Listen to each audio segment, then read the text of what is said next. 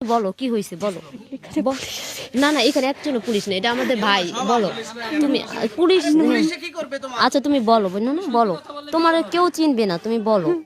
আমি বিচার চাই, ওরা কেন এই কাজগুলো আমার হ্যাঁ, কি সাথে করছে একটু করছে? বলো। অনেক খারাপ কাজ করছে, অনেক বাজে বাজে কাজ করছে, এত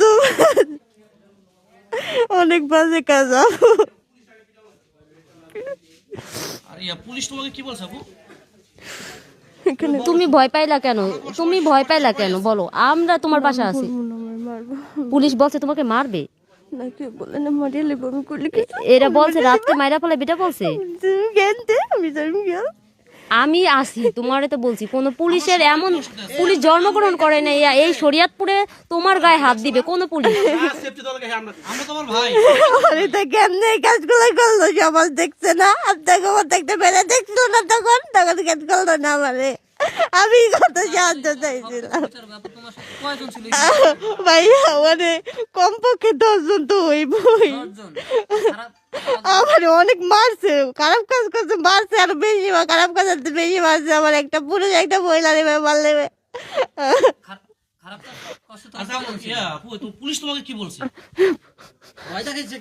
কেউ ভয় দেখায় নাই তাই কেন তুমি বললা যে আমার কিছুই হয় নাই, শুধু আমার এমনিতেই আমাকে মারছে? আমার জন্য পুলিশ লাগবে না, আমার জনগণ লাগবো।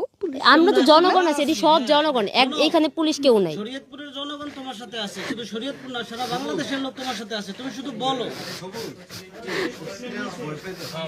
আরে ভয় পাইছে, ওরে ভয় দেখাইছে। তুমি আমাদের বোন বলো, পুলিশ কি তোমাকে কি বলছে? যদি জানতো আর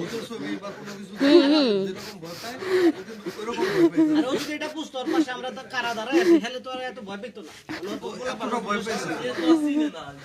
আমার কি মারিয়ে লিবে বলে আমি আছি তো বোন, আমি আছি বললাম তো, আমি তোমার বোন বললাম। নিয়ে যাবো, অনেক নিয়ে যাবো।